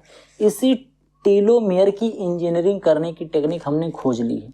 इसी टीलोमेयर को हम मॉडिफाई कर सकते हैं और इसी मॉडिफिकेशन की वजह से हम एजिंग को, कैंसर को और डिवीजन रेगुलेशन, सेल डिवीजन का जो रेगुलेशन है, इसको हम कंट्रोल कर पाएंगे। अगर आप ध्यान से समझो कि आदमी बुढ़ा कैसे होता है, ढेर सारी सेल डिवीजन होती रहती है, सेल पुरानी होती रहती है, तो सेल मरती रहती हैं, तो ऐसे ऐसे बहुत दिनों तक जब ये चलता रहता है तो एक सेल से दूसरी, दूसरी से दूसरी, एक सेल है वो डिवाइड होकर 2 सेल बन गई, फिर वो दोनों सेल डिवाइड हुई 4 बनी, फिर 4 से 8, 8 से 64 ऐसे बढ़ती गई। तो धीरे धीरे सेल जो होती है वो बहुत पुरानी हो जाती है। भले एक थोड़ा सा विकास होता रहता है, डिवीजन होने के बाद पुरानी सेल मरती रहती है, नई सेल बनती रहती हैं, लेकिन अगर हम ध्यान से देखेंगे तो कुछ ना कुछ पार्ट इसका बिल्कुल जो सबसे पहली वाली सेल थी, जो बिल्कुल स्पर्म से मिला था या एग से मिला था, वो सेल के थोड़े से पार्ट रहते हैं। धीरे धीरे जैसे जैसे वो पुरानी होती जाती है वैसे वैसे हम बोलते जाते हैं कि हम वृद्ध होते जा रहे हैं, हमारी एज होती जा रही है। ये क्यों होती है? टीलोमेयर की। अगर टीलोमेयर को हम मैनेज कर पाएँ तो हम सेल डिवीजन को मैनेज कर लेंगे, यानी कि हमारी कोशिकाओं में सेल डिवीजन कम होगा, हमारी कोशिकाएं कम मरेंगी, नई कोशिकाएं कम बनेंगी। तो हम इस अल्टीमेटली हम जो एजिंग हो रही है, यानी कि जो हम बुढ़े हो रहे हैं, जो हमारी एज बढ़ रही है, जो हमको दिखता है कि हाँ हमारी एज ऐसे बढ़ रही है, वो थोड़ी सी रुक जाएगी सेल डिवीजन को अगर हम रोक ले जाएंगे। बात करते हैं सेकेंडरी कंस्ट्रक्शन और सैटेलाइट्स। सेकेंडरी कंस्ट्रक्शन क्या होता है? Secondary construction apart from the centromere are often associated with nucleus formation, nucleolus formation, जिसको बोलते हैं nucleolus organisation region, NOR। Secondary construction क्या होता है? ध्यान से समझना। जब सेंट्रोमियर के अलावा, जब सेंट्रोमियर के अलावा क्रोमोसोम में कहीं और भी कंस्ट्रक्शन हो जाता है, कॉन्ट्रैक्शन हो जाता है, तो वहां पर क्या बनता है? छोटा वाला जो पार्ट होता है उसको हम सेकेंडरी कंस्ट्रक्शन या फिर सैटेलाइट बोलते हैं। ध्यान से समझना। जैसे मान लो कि ये क्रोमोसोम है, क्रोमोसोम में ये सेंट्रोमियर है, इसके अलावा आप ध्यान से देखोगे तो यहाँ पर एक कंट्रैक्शन हो गया, यानी कि इसकी जो आर्म है वो यहाँ पर भी एक जगह पर दब गई, यहाँ पर ऐसे चिपक गई। अब यहाँ पर चिपक जाने की वजह से आपको ये दो चीज़ें यहाँ पर अलग अलग दिख रही है। तो ये जो दोनों अलग अलग दिख रही है, ये दो अलग अलग जैसे बगल में ये जो दिख रहा है, इसी को हम बोलते हैं सैटेलाइट या फिर सेकेंडरी कंस्ट्रक्शन एंड सैटेलाइट। तो ये होगी सेकेंडरी कंस्ट्रक्शन का, ये सेकेंडरी कंस्ट्रक्शन जहाँ पर ये दब गया और ये बन गया सैटेलाइट। आई होप आपको ये समझ में आया होगा। बात करते हैं क्रोमोमियर की। Bud like structure in chromosomes during the pachytene stage of meiosis. जब म्योसिस होता है तो म्योसिस का जो इंटरफेज होता है उसमें पैचिटीन एक स्टेज आती है, तो इंटरफेज में पैचिटीन आता है। उसी पैचिटीन में एक बेड लाइक स्ट्रक्चर देखने को मिलता है जिसको हम क्रोमोमियर्स बोलते हैं। अगर आप ध्यान से देखोगे तो क्रोमोमियर्स ये होता है, ध्यान से देखना। इसमें जो ये आपको इस तरीके का एक ऐसे, अगर मैं इसको सही से बना पाऊँ तो इस तरीके से ऐसे बना हुआ है और ऐसे करके ऐसे बना हुआ है, ध्यान से देखो। और यहाँ पर ऐसे ऐसे एक ये डॉट बना हुआ है, तो ये जो डॉट है इसी को क्रोमोमियर्स बोला जा रहा है, ठीक। Serve as landmark of chromosome identification. Chromosome identification का ये लैंडमार्क होता है। बात करते हैं हेट्रोक्रोमेटिन और euchromatin. Heterochromatin and euchromatin. Chromosome consist of chromatin classes, जैसे heterochromatin dark stained generally inactive region, inactive region में पाया जाता है सेंट्रोमियर और telomere. Includes constructive heterochromatin always inactive होता है और फैकल्टेटिव हेट्रोक्रोमेटिन पार्शली इनएक्टिव होता है। फिर आगे आता है euchromatin laterally stated active region spread responsible for gene expression. ध्यान से समझना, ये जहाँ पर थोड़ा सा दूर दूर पर होते हैं, जैसे मैंने अभी बताया कि ये जो क्रोमेटिन होता है क्रोमोमियर्स होता है, तो क्रोमोमियर्स आप अगर ध्यान से देख रहे होगे तो ये चीज़ें क्रोमोमियर्स हैं। और ये जो थ्रेड है ये है, तो यूरोक्रोमेटिन इस तरीके से होता है और हेट्रोक्रोमेटिन इस तरीके से होता है। यानी कि जब थोड़ा सा दूर दूर होगा तो यूरोक्रोमेटिन और नज़दीक नज़दीक होगा तो क्या होता है, उसको हम बोलते हैं हेट्रोक्रोमेटिन। अब जो यूरोक्रोमेटिन होता है, जो ये दूर दूर है, इसको बोलते हैं लाइटली स्टैंड, थोड़ा सा लाइटली स्टैंड होता है और एक्टिव रीजन में होता है, responsible for gene expression, gene को एक्सप्रेस करने के लिए होता है। जबकि ये हेट्रोक्रोमेटिन होता है, ये दो तरीके से होता है। एक तो कंस्ट्रक्टिव हेट्रोक्रोमेटिन होता है जो कि हमेशा इनएक्टिव फॉर्म में ही पड़ा रहता है, और एक होता है फैकल्टेटिव हेट्रोक्रोमेटिन जिसमें ये कभी कभी ये एक्टिव होता है, जैसे बार बॉडीज में थोड़ा सा ये एक्टिव हो जाता है, बाकी हमेशा ये इनएक्टिव ही पड़ा रहता है। बात करते हैं कायरोटाइप या फिर एडियोग्राम। कायरोटाइप या फिर एडियोग्राम की अगर हम बात करें तो कायरोटाइप क्या होता है, complete set of chromosome in cell arrange by shape size and number. ध्यान से समझें, क्रोमोसोम की साइज, उनका शेप और वो नंबर, इसके आधार पर एक अच्छा सा सेट बना दिया जाए, उसको एक तरीके से सेट कर दिया जाए। जैसे आप यहाँ पर ध्यान से देख पा रहे होंगे इस तरीके से एक क्रोमोसोम का सेट बना के सेट कर दिया गया है। तो एक डायग्रामिकल रिप्रेजेंटेशन जो हो रहा है इसी को हम बोलते हैं कायरोटाइप। ये क्या करता है, कायरोटाइप का मतलब कैसे हो, जैसे हम जब प्रेयर असेंबली लाइन में जब खड़े होते हैं, स्कूल में पढ़ते थे, तो क्या होता था, छोटे लोगों को आगे पीछे, फिर बड़े लोगों को पीछे, इस तरीके से 7th क्लास को यहाँ पर, 8th क्लास को यहाँ पर, लड़कियों को वहाँ पर, लड़कों को वहाँ पर, इस तरीके से खड़ा किया जाता था ना। उसी तरीके से यहाँ पर ऑर्गेनाइज किया जा रहा है क्रोमोसोम्स को। जैसे आप यहाँ पर ध्यान से देखोगे तो आपको यहाँ पर दिखेगा कि ये जो दोनों क्रोमोसोम हैं इनमें जो टेलोमियर है वो सेंट्रोमियर है बिल्कुल बीच में है। इसमें टेलोमियर थोड़ा एक किनारे है, इसमें थोड़ा उधर है। ये दोनों बहुत छोटे हैं, ये दोनों इस तरीके से, इनकी हाइट बहुत कम है, किसी की हाइट बहुत ज़्यादा है।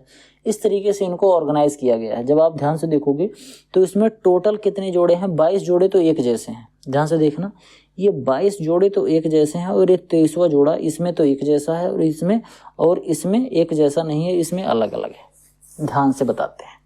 अब कायरोटाइप में क्या होता है, ये आप मान लो फीमेल का कायरोटाइप है। ये एक तरीके से कंप्लीट सेट ऑफ क्रोमोसोम है जो कि सेल में पाया जाता है। इनको अरेंज किया गया है समझने के लिए, समझ रहे हो, मतलब कोशिका के अंदर इस तरीके से अरेंज नहीं रहते हैं, लेकिन हम समझने के लिए इसको अरेंज कर दिए हैं तो ये कायरोटाइप हो जाता है। अब ध्यान से समझना, जैसे ह्यूमन बीइंग में मैंने आपको बताया था कि आदमियों के अंदर 46 क्रोमोसोम होते हैं। 46 क्रोमोसोम जो होते हैं ये 23 सेट में होते हैं। मतलब 23 सेट में, मतलब एक सेट में 2 क्रोमोसोम, इस तरीके से 23 सेट बन जाएंगे। ध्यान से देखना, इसमें देखो 22 और एक ये 23, यहाँ तक तो आपके 22 क्रोमोसोम दिख रहे हैं, 22 सेट दिख रहे हैं। 1 2 3 4 5 6 7 8 9 10 11 12 16, इस तरीके से ये 22 तक तो आपको दिख रहे हैं। इसके बाद ये 23वां जो है XX जो आपको लिख रहा है, ये 23वां सेट है, ये फीमेल में है। मेल में देखना, ये 22 तक तो दोनों बिल्कुल सेम जैसे, दोनों एक जैसे सेट बने हुए हैं। इसके बाद ये जो 23वां सेट है वो देखना X और Y है। X वाला थोड़ा सा बड़ा है और Y देखना थोड़ा सा अलग है। ये दोनों जो हैं, ये दोनों सेट बिल्कुल विषम है। बाकी जितने सेट हैं आप यहाँ पर देख रहे हैं पूरे में, सब दोनों जो पेयर बन रहे हैं दोनों एक ही जैसे क्रोमोसोम हैं। इसके अलावा अगर आप ध्यान से देखोगे तो आपको दिखेगा कि ये दोनों सेट आपस में तो सेम है ही हैं, और ये इसका जो ये सेट है और इसका ये सेट दोनों आपस में एक जैसे हैं। ये दूसरा वाला इसके दूसरे वाले से सेम है, इसका दूसरा वाला इसके दूसरे वाले से सेम है, इसका ये 22वां वाला इसके 22वें से सेम है। ध्यान से समझ रहे हो, ये जबकि ये फीमेल का कायरोटाइप है और ये मेल का कायरोटाइप है। यानी कि फीमेल के जो क्रोमोसोम का सेट है वो इस तरीके से दिखता है अगर हम उसको एक ऑर्गेनाइज वे में रखें, और मेल का क्रोमोसोम जो है वो इस तरीके से दिखता है। अब ध्यान से समझना, इसमें जो ये 23वां जोड़ा जो बन रहा है, ये 23वां जोड़ा अलग है। मेल में जो फीमेल है, फीमेल में तो दोनों एक ही जैसे हैं, ठीक, दोनों बिल्कुल होमोलोगस हैं। जबकि यहाँ पर होमोलोगस नहीं है, वो हेट्रोजाइगस है। यहाँ होमोजाइगस था, यहाँ हेट्रोजाइगस हो जाएगा। क्यों? यहाँ पर एक तो X है और दूसरा Y है, यहाँ पर केवल X और X है। अब यही जो पुरुष के अंदर X और Y जो होता है, यही डिफाइन करता है कि आगे वाली संतति जो पैदा होगी वो लड़की होगी या लड़का होगा। अगर अब देखना, जब ये फीमेल के कायरोटाइप आएंगे तो इसमें जैसे एक जो ये दिख रहा है, पार्ट 1 जो दिख रहा है, इसमें 2 सेट हैं। 2 सेट में से एक सेट निकल आया, इसमें से 2, ये एक जो दिख रहा है इस वाले में से एक निकल आया। अब दोनों आके यहाँ पर एक डबल सेट बन गए। अभी एक ये बन गया, ये लड़का तैयार हो रहा है, एक तो ये बन गया। इसी तरीके से दूसरे वाले से भी निकल गया है, दोनों में से, दोनों के दूसरे वाले से निकल गया है, ये दूसरा सेट तैयार हो गया। फिर इसी तरीके से ये तीसरा इसमें से और इसमें से तीसरे में से आ गया, फिर एक सेट यहाँ तैयार हो गया।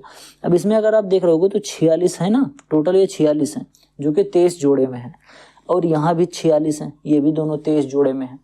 तो दोनों में से एक एक सेट निकल के आएगा, सॉरी एक एक निकल के आएंगे। यहाँ से एक, यहाँ से एक, यहाँ से एक, यहाँ से एक, यहाँ सबसे जगह से एक, यानी कि 46 में से 23 निकल के आएंगे यहाँ, और ये भी 23 निकल के आएंगे, और फिर यहाँ पर एक ऐसा स्ट्रक्चर बनाएंगे। अब बाकी तो सब सेम है, जैसे मान लो यहाँ से एक निकल के आया, यहाँ से एक निकल के आया, तो क्योंकि ये भी सेम था दोनों आपस में, ये भी दोनों आपस में सेम थे, और ये दोनों भी आपस में सेम थे, तो इस वजह से यहाँ से जो चीज़ें बनेंगी, अब चाहे इनको अलग निकालो और इनको अलग निकालो, तब भी ये बिल्कुल जैसे बनेंगे, जैसे ये दोनों हैं वैसे ये तीसरा भी बनेगा, क्योंकि ये दोनों ही सेम है। मिलेगा मेल का भी, एक मेल का और एक फीमेल का। अब ध्यान से अगर मैं आपको बता पाऊँ, आप शायद समझ भी रहे होंगे, अगर आप देखो ध्यान से तो एक जो ये है, ये दोनों बिल्कुल सेम एक ही जैसे हैं। ये भी दोनों अगर आप ध्यान से देखोगे तो ये भी दोनों एक सेम जैसे हैं।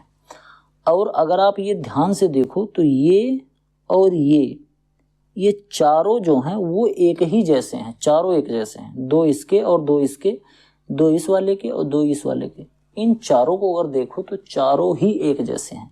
अब इसमें से अगर एक ले लो और इसमें से अगर एक ले लो तो यहाँ पर एक जोड़ा फिर से तैयार हो जाएगा। और ये एक जोड़ा जो तैयार होगा वो इन्हीं दोनों का बिल्कुल सेम जैसा होगा, जैसे ये हैं दोनों वैसे ये भी बन के आएगा। अब ध्यान से समझना, यहाँ से 2200 इसी तरीके से निकल के आएंगे और 22 जोड़े बना लेंगे।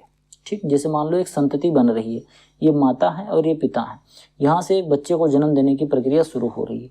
तो ये 22 सेट में से दोनों में से एक एक सेट आए तो यहाँ 22 सेट बन के तैयार हो गए। ठीक, अब ये 22 सेट बन के तो तैयार हो गए। अब 23वां सेट बनना है तो यहाँ से यक्स आ गया, ठीक, और यहाँ से यक्स आ गया, यहाँ से भी यक्स आ गया और यहाँ से भी यक्स आ गया, तो ये डबल एक्स हो गया। तो ये क्या बन गया? फीमेल बन गया। ये बिल्कुल अपनी माँ जैसा हो गया, फीमेल बन गया। ठीक, यानी कि जो लड़का जो संतान उत्पत्ति होने वाली है वो क्या होगी? वो लड़की पैदा होगी। अब 22 तो सेम ही रहेंगे।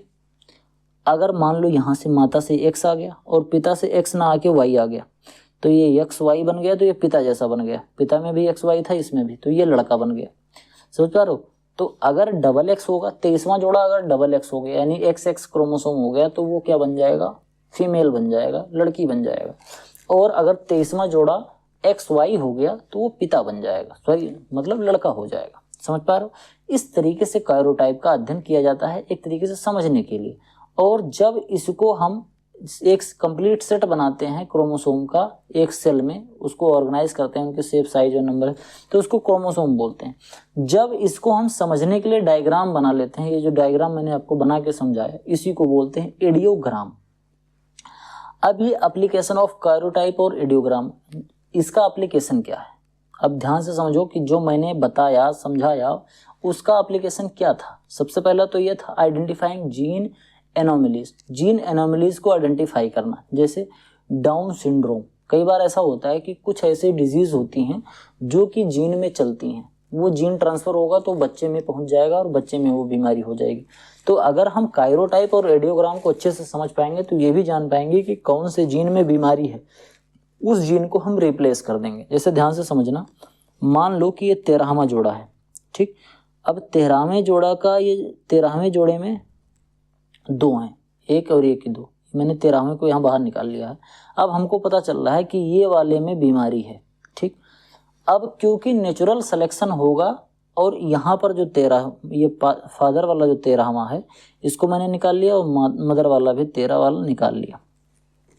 हमको पता चल रहा है कि इस वाले में बीमारी है। अब क्योंकि जो संतति बनेगी उसमें से एक जोड़ा ये लेगा, एक जोड़ा इसमें से जाएगा, एक जोड़ा इसमें से जाएगा। तो अगर हम इसको ना लेकर इस वाले को ले लें और इसमें से कोई भी ले लें तो एक 13वां जोड़ा हमारा बन गया। और क्योंकि इसमें बीमारी थी तो इसको तो लिया नहीं गया है, तो यानी कि अगली पीढ़ी में वो बीमारी नहीं पहुंच पाई।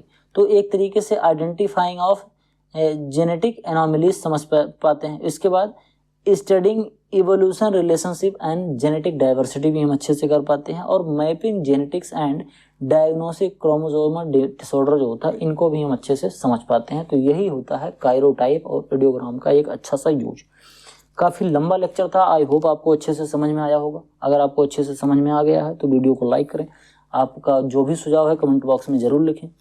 आपके चैनल को अगर सब्सक्राइब नहीं कर रखा है तो चैनल को सब्सक्राइब करें। आपके जो भी दोस्त हैं उनको इस वीडियो को शेयर करें, चैनल को शेयर करें, इसकी थोड़ी सी रीच बढ़े। और हाँ, अगर आप चाहते हैं, जैसे जो मैं पढ़ा रहा हूँ ये कुछ ही समय तक आपको यूट्यूब पर मिलेगा या कुछ ही लेक्चर मिलेंगे आपको।